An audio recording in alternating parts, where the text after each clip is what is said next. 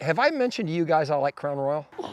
Once or twice. You know why? There's more Crown Royal than anything else. You know what? It's kind of interesting to note that when I started doing my thoughts from the deck with Crown Royal, I thought like 50 people would watch them. I had no idea that tens of thousands of people would watch us. I can attest. At SHOT Show with Dave last year, walking around, and I wasn't walking around with him the whole SHOT Show, but a good portion. Me and you and Boyle, we would go back and forth. No less than 3 people handed you bottles of Crown Royal, you son of a gun. I'm walking up. I've got pints of Crown Royal in my arm. I'm going up. Ken Hackathorn, here you want one? Ernie Langdon, here you want one? Yeah.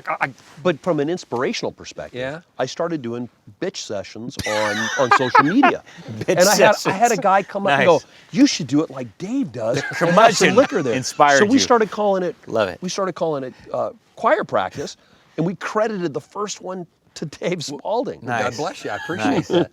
I had no idea. I was just sitting on the deck one day drinking some Crown Royal, ticked off. What's the name of the deck? Well, ticked off about the posers and social media heroes, and I put it out there. I had no idea. There were tens of thousands of people that watched that. Oh, poor old Fernando was like, well, why didn't we do that for Panteao? Hell, I didn't know. I had no idea. What else happened on that deck? You wrote verbally your book, Gunfight.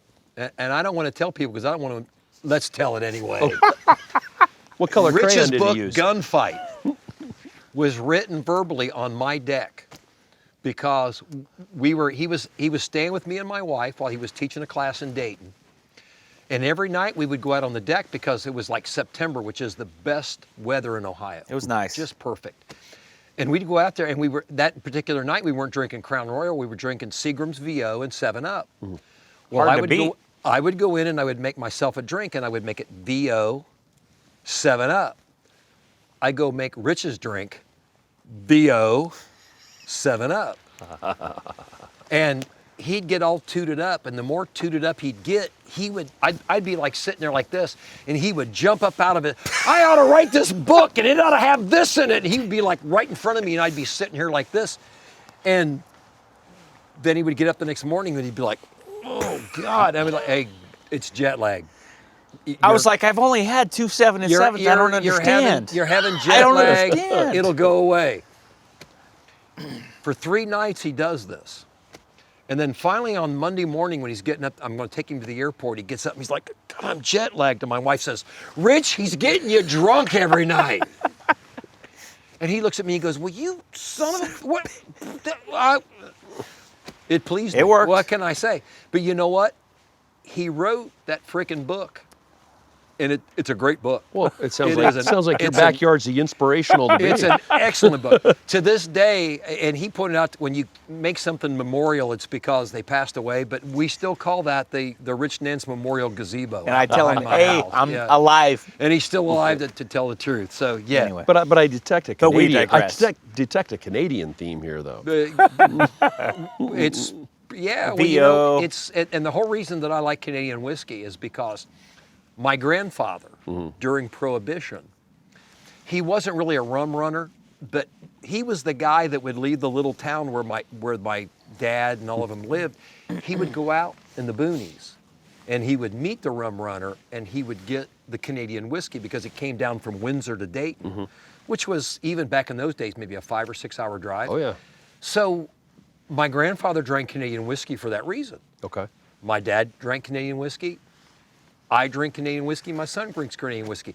And people ask me all the time, well, why do you like Crown Royal? I don't know. Ask my taste buds. Hey, I've got no idea. And it goes back, Wes. So my sensei, when I was a 16-year-old kid, my sensei, Ken Liu, I would drive about 30 miles as a 16-year-old kid, drive 30 miles at night to go to my karate class, take my class, and then drive back home in the dark.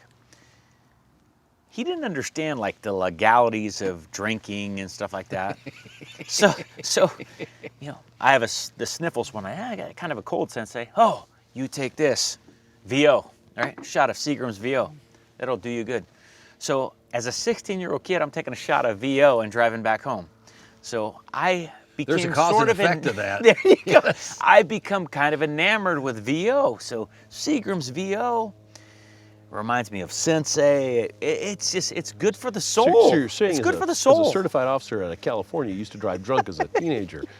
I'm not admitting That's that. an omission. Well, you know what? That's your verbiage. Let's put this Wes. in perspective.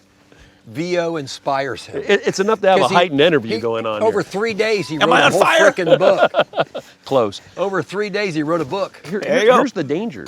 Yeah. When you enter into territory. Yeah. I did a class a few years ago in Whitehorse, Yukon for the RCMP. And I stayed with one of the RCMPs. I stayed at their house. The first thing that screwed me up was I wake up, I look at my watch, the sun is beaming in the window, my watch says 1 o'clock. I'm panicking because I'm In the late. morning. I'm Yeah. late. So I finally realize it's 1 a.m. So I go back to sleep, but you don't sleep very well after that. And I get up next morning, he's like, oh yeah, I didn't tell you about that, huh? But at some point in time, if you're there on the economy, especially in the community, at some point in time, the conversation will always turn to the superiority of Canadian alcohol versus American alcohol. Oh, here we go. And the next morning was the most difficult morning I've ever had in my entire adult life, getting up and going to the range. And the funny part was the next day we get to the range, and it's like, okay, all right. And about the second or third drill in, this brown bear comes down to the back of the range and just sits there like a bear at the zoo. And I've never called a ceasefire before for a freaking bear sitting on the That's back pretty rim of the badass. range. And he sat there for a good That's 20, kinda 30 badass. It was pretty badass. He wanted to be fed. And it was like, thank God, the gunfire is killing me. You know what? I don't leave the United States for classes. I know you do, and there's nothing wrong with that. I just don't want to mess with it.